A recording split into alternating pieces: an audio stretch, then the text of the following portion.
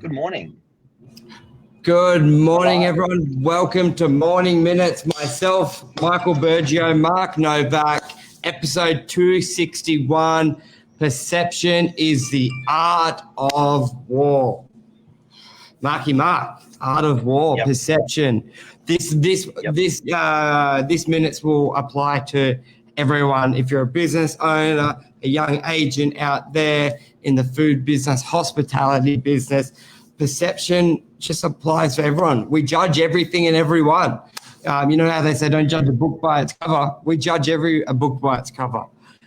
People don't like to admit it, eh? It's true. It is true. Now, how does that apply? Let's talk about real estate first or just in general first. What do you want to do, Mark? Let it rip.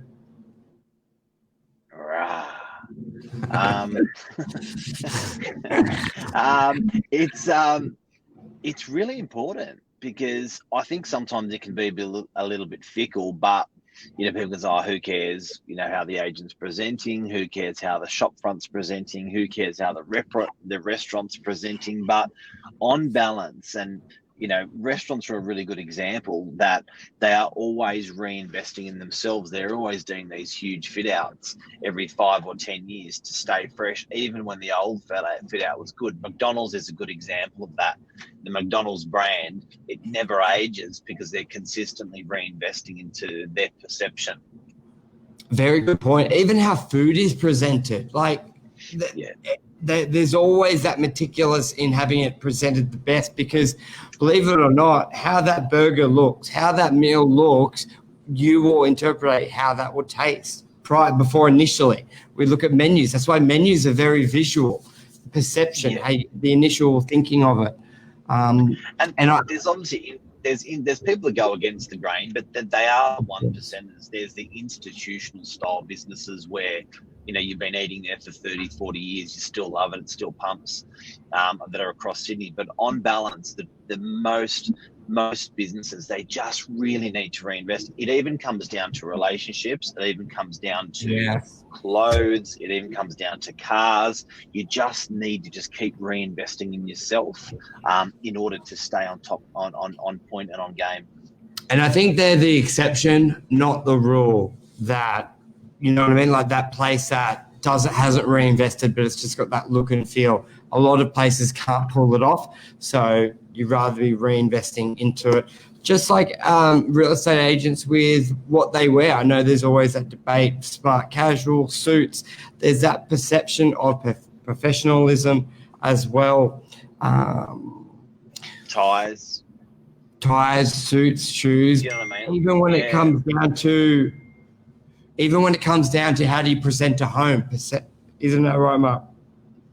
Yeah, look, it's massive, guys. You've got to make that investment, and unfortunately, there's a figure on it, and you've got to put a number down for it, and you've got to amass that number for reinvestment every single year. So whether that's, I don't know, whether it's 5% of your earnings or 10% of your earnings or whatever that is, that's got to be apportioned. You just can't put everything straight into your pocket. Money's got to go back into yourself, your business, your life, your health, your wealth, whatever that is, to keep that wheel ticking. And hotels are a good example of that. Hotels will mandatory take a portion of their profits and say, okay, well, if we made 20% profit this year, no, we didn't. We made 15% because we're putting 5% away every year for a major investment back into the facility after 10 or 15 years. Next thing you know, they do a big refurb out of nowhere. They spend the money, and people go, oh, look, that looks great. But it's genuinely good. It's good, sound business to be doing that. And people don't do it on themselves. People don't make that investment on themselves to say, I need to spend 5% a year on, suits, self-improvement, education. Sound mind, holidays. Why say holidays? I'll say mental break. It's stuff like that. I think you smashed it there but you've got to know you have to do it, budget it each year. Because when you look at a renovation, even on any shop, it's generally going to cost 20 to 40,000, and that you just can't pull out of thin air. Sometimes that's a whole year's profit. So you've really got to be thinking in a 5 to 7 year plan. by memory, Domino's was 7 years. Every 7 years, it was the new fit out. So you're factoring it in. As soon as you've done your fit out, you're putting 5% away for the next fit out. Otherwise, you get in that rat race of never doing it and not having that refresh vibe. Same with, and also you could do bit by bit each year as well. But there is always that impact of new branding under the existing brand. We did it as a company, McDonald's do it, agencies do it. There's always that refresh brand, because mate, you almost get like an injection of new customers, don't you? When you see a new shop refitted out, you're like, even if it's run by the same people. And your staff want it, and your customers want it, and you want it really. Everyone wants it. And where this stemmed from this morning was you were saying home builders, people, these display homes that you're seeing out there. Yeah, so where this came from, you would think your core business, when you do it for yourself, well, how you do it for yourself is probably less, you're going to do it for clients less. So there was a certain home builder, they're building their display home, and I've gone past it a couple of times, and I was just thinking to myself, I'm trying to be careful because people can... They broke your heart. They broke my heart because I had big promise of it. I knew they were building. I've had conversations of potential clients using that company in the past, and I know in the back of my mind of a time frame that they had said they would build for the clients. Then here they are doing their display, and I was like, perfect. This will be a great reference of when I'm talking to clients to use them. I can sort of say, well, they built their display in X amount of time. And to put it simply, it hasn't been impressive, and I won't be referring them. So, but that's a message to everyone. You're always on display. I'm not even looking to do a home building, and I'm sure there are many clients out there, or future clients who don't even know are clients, are thinking, let's maybe do a knockdown rebuild. And you're driving past someone, you're going to remember. And I think that's key. Someone's always watching, as creepy as it sounds. Yeah, look, I remember, this is going to sound vile, but an old boss of mine used to always say to me, a gentleman never does a wee in the shower. And I was like, what does that mean? He said, no one's there, no one knows, but you know. And that is the main reason that you're not a gentleman with stuff like that. And it just goes to show, when you're talking about this home builder, and they're probably putting their focus on the client that they're building for, and they think no one is watching on the property that they're building, but everyone is watching. So they're trying to do the right thing, finish the 100, 200 homes that they're building for clients or whatever it is. But you really got to keep your backyard clean because people are watching.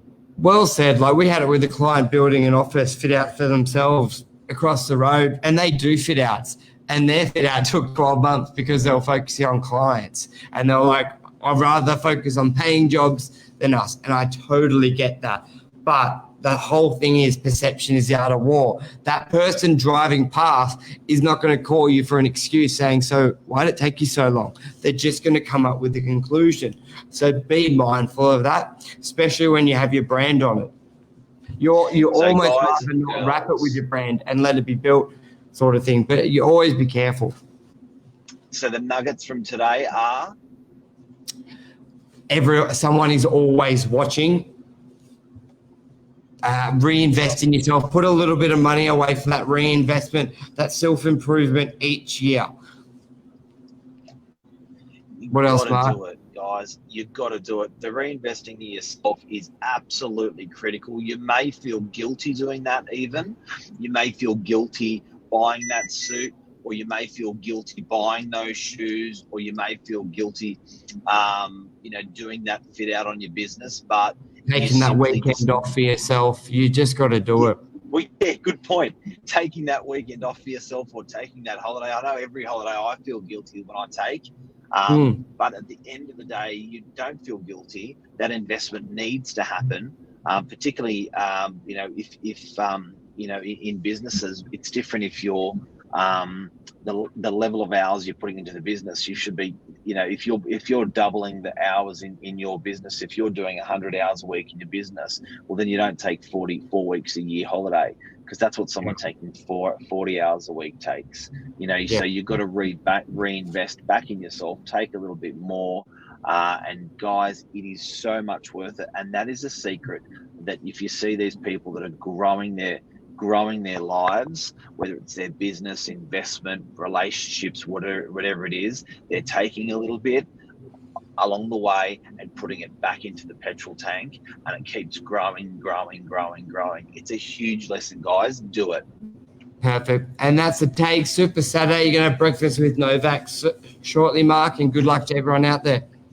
Boom. Have a great day, everyone. It's a bit Boom. if you're not in Sydney, we're a bit overcast. We're not raining yet, and it's I think we're 17 degrees, but you can feel summer coming though still. Definitely. Warming up. Let's rip. Hey, Michelle. Hey, Philip. How are you? Awesome. See you guys.